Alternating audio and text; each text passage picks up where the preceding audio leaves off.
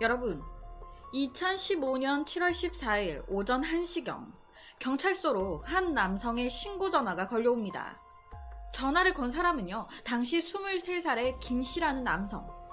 이 남성은요, 되게 다급하게 제 여자친구가 갑자기 사라졌습니다. 제발 좀 찾아주세요. 라고 말을 했어요. 이 김씨의 말에 따르면 2015년 7월 13일 저녁 수원의 한 대학에 다니고 있었던 당시 22살의 최양은요, 수원역 인근에서 자기 남자친구 김씨랑 둘이 만나가지고 술을 한잔 했습니다. 연인이 서로 만나가지고 주거니 받거니 술을 한잔 했으니 얼마나 분위기가 좋고 했겠습니까? 한 잔, 두 잔 마시다 보니까 아니 이 두 사람이 만취가 된 거예요. 옆에 보시는 것처럼 9병이나 마셨어. 이 두 사람은요, 자정쯤에 이 술집에서 나왔습니다. 그런데 앞서 말씀드렸다시피 둘 다 너무 취했어. 몸도 못 가누는 거예요. 그러다 보니까 인근 거리에 주저앉아가지고 잠시 쉬게 됩니다. 이 남자친구 김씨도 앉아가지고 눈을 감고 있었고요. 여자친구 최양도 이미 꽐라가 돼가지고 거의 반실신 상태. 그리고 이 모습을 유심히 지켜보는 의문의 한 남자까지. 이 김씨 남성과 여자친구 최양 근처에서 서성이던 한 남자. 그 남자는요, 당시 모 건설회사의 임원이었던 49살의 임씨라는 남자였어요.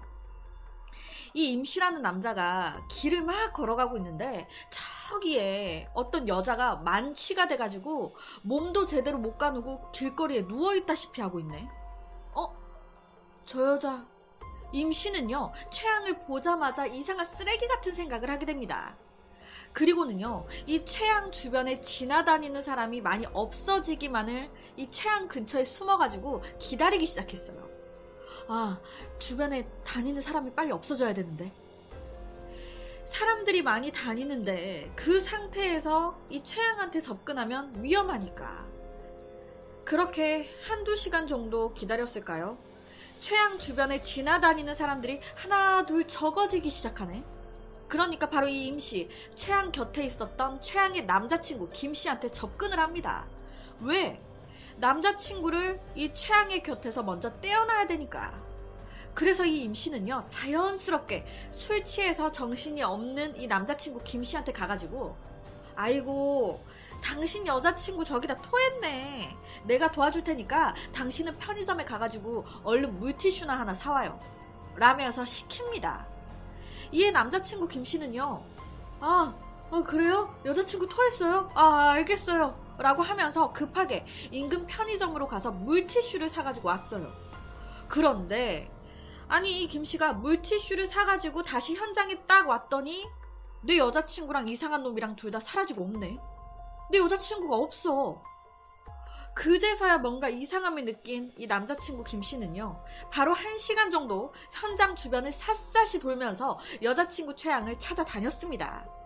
하지만 찾을 수가 없었어요. 이에 더는 안 되겠다 싶어가지고 2015년 7월 14일 오전 1시 18분경에 경찰에다가 다급하게 신고 전화를 하게 된 거예요. 당시에 이 여자친구 최양은요, 키 150에 45kg의 왜소한 체격이었습니다. 이 임씨, 작은 체격에 그나마 술까지 취해 있었으니 옳다구나 하고 납치를 해간 거예요. 최양 입장에서는 제 몸 하나 추스리기도 힘든 상황이었기 때문에 무슨 상황인지도 모르는 채 속수무책으로 끌려갈 수밖에 없었습니다. 최초 범죄가 발생했을 때부터 1분 1초는요, 피해자의 생명이에요. 이 1분 1초로 이 피해자가 살 수도 죽을 수도 있는 거거든요. 이 나쁜 개새끼. 격한 발언, 죄송합니다. 이 임씨는요, 최양을 납치한 후에 막힘없이 움직였습니다. 최초 사건이 발생한 이 수원역 앞 술집 근처인 최양과 김씨가 잠시 쉬고 있었던 근처에 CCTV가 있었어요. 그런데 이 최양을 끌고 가는 임씨의 모습이 찍힌 게 없어. 범행 전에 최양 근처에서 이 임씨가 대기를 타고 있었을 때, 그때 이제 이 CCTV 위치하며 이런 것들을 다 확인을 했던 거예요, 이 임씨가. 그래서 이 CCTV를 피해서 납치를 한 겁니다. 주도 면밀하게. 아무래도 이 임 씨는요, 사람들의 의심을 피하기 위해서 최양을 부축하는 방식으로 지인을 마치 집에 데려다주는 사람 마냥 보이게끔 자연스럽게 자신의 승용차까지 끌고 간 것으로 추정이 됩니다. 여러분, 수원역은요, 밤이 되면 정말 북적북적해요. 사람들로. 사람들이 정말 많이 나옵니다. 번화가예요. 그런데 그 번화가에서 대담하게 술에 취한 여자를 납치한 거거든요, 지금. 그것도 옆에 버젓이 남자친구까지 있었는데 그 남자친구까지 물티슈 사오라고 따돌리면서 나이가 40이 넘은 사람이 정말 대담한 범행을 한 거죠. 눈이 헷가닥 돌아가지고. 그렇게 술에 취해서 제대로 저항도 하지 못하는 최양을 자기 차에 태웠던 이 임 씨는요, 그때부터 자기 세상이었습니다. 자기 차에, 자기 공간에 성공적으로 이 여자를 태웠네? 아, 지금부터는 내가 무슨 짓을 해도 알 수 있는, 볼 수 있는 사람이 없네? 이 임 씨는요, 범행 현장에서 약 500m 정도 떨어진 도청 인근의 건설회사에 다니고 있었습니다. 최양을 끌고 간 곳, 그 회사 건물이었어요. 그 건물은요, 오후 6시 이후에는 1층 출입문을 폐쇄하고요, 지하 주차장으로 연결된 문만 개방을 했었기 때문에 사람이 자주 들락거리지도 않고 범행하기 이곳이 딱이겠다라고 자기 딴에 생각을 했던 거예요. 그렇게 발정난 개새끼도 아니고 이 임씨 최양을 성폭행하기 위해서 남자 화장실로 최양을 끌고 갔고요. 그곳에서 강제로 최양의 옷을 벗기려 들었습니다. 그리고 그 순간 최양 뭔가 이상함을 느낀 거예요. 당연히 최양은 저항을 했습니다. 뭐 하시는 거냐고, 이러지 말라고. 최양이 이때요, 화장실 내부 이 바닥 타일이 깨질 정도로 강하게 저항을 했대요. 이 좌변기가 움직여져 있었을 정도로, 바닥과 접착 부분이 분리가 되어 있었을 정도로 말이죠. 최양이 술에 취한 상태에서도요, 자기 자신을 지키기 위해서 격렬하게 저항을 했던 거예요. 필사적으로. 예상외로 이때 최양이 강하게 나오니까 당황을 한 임씨, 최양이 살아있는 상태로는 성폭행을 하기 힘들 것 같거든. 힘이 안 되거든. 제압을 못 하겠어. 그러다 보니 목을 졸라서 최양을 살해하고 맙니다. 이 이후에 임 씨는요, 더욱더 신속하게 움직였어요. 14일 오전 1시 16분쯤에 최양의 시신을 등에 업고요, 회사 건물을 내려와가지고 자신의 차량 트렁크에 시신을 싣습니다. 그리고는 회사 건물을 그대로 빠져나와가지고 수원 서부터미널, 수원 일대를 배회를 하다가 오전 7시쯤에 수원을 또 빠져나와가지고 평택 방면으로 차를 몰아요. 이때 이걸 어떻게 해야 되나 엄청 고민을 했겠죠. 결론적으로 이 임씨의 목적지는요, 평택 진위면이라는 곳에 있는 작은 연못 배수로 근처에 최양의 시신을 유기를 합니다. 그 후 임씨는요, 오전 3시쯤에 자기 집 용인으로 다시 와가지고 옷을 다 갈아입어요. 그 뒤에 옷가지를 또 몇 개 챙겨가지고 나옵니다.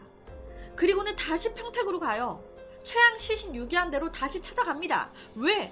불안하거든. 혹시나 시신을 누가 발견한 건 아닌지, 내가 잘 숨겨둔 건지 제 확인차 다시 간 거예요. 그리고 이때 임씨의 차량 도로 CCTV에 고스란히 찍혔습니다. 그 후에 임씨는요, 오전 6시쯤 수원역 근처에 있는 자기 회사에 다시 한번 들립니다. 왜? 자기 회사 남자 화장실에서 최양을 죽였잖아요. 혹시나 그 남자 화장실에 내 머리카락이나 내 용품이 나도 모르게 떨어져 있으면 어떡해.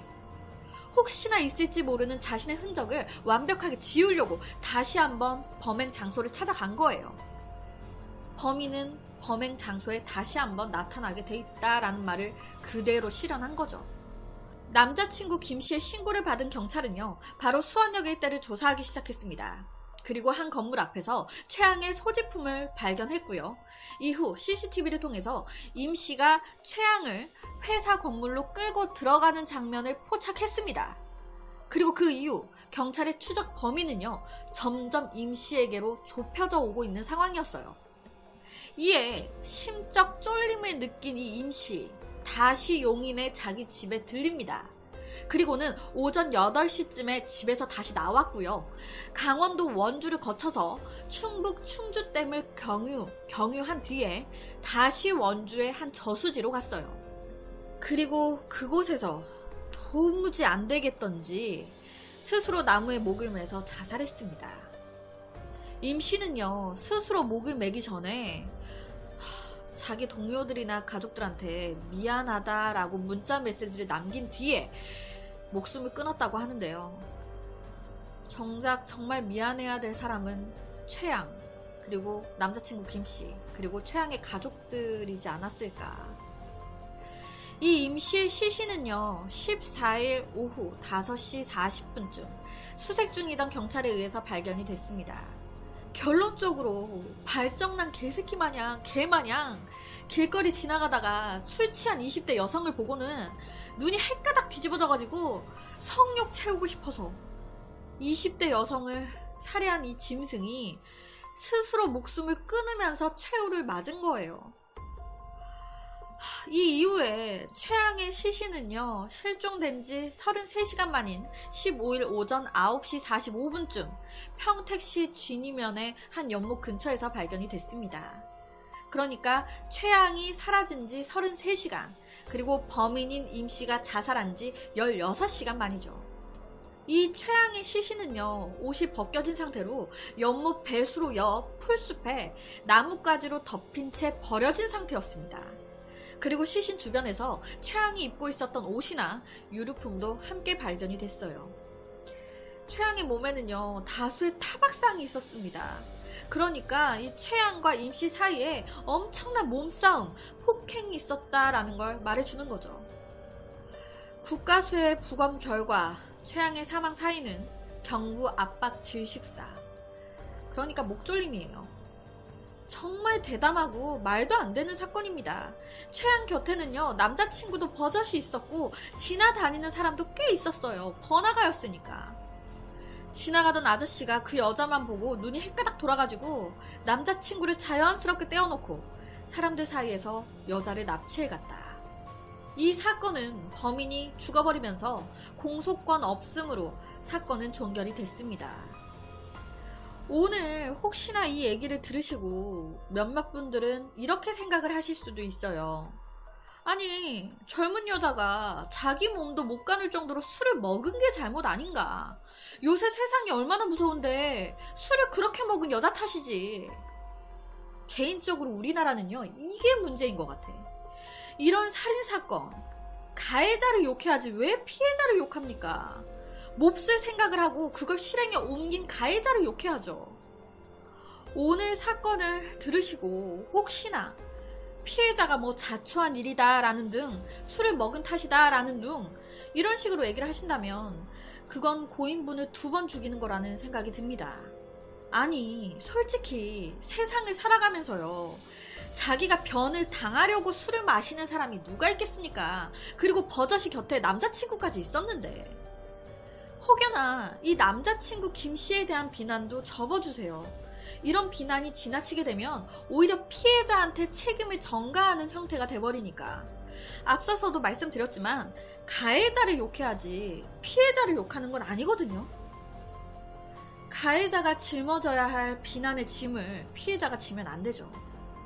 여튼 그래서 오늘은 2015년에 일어난 되게 한 안타까운, 다신 벌어져선 안 될 한 살인사건에 대한 이야기를 가지고 왔습니다.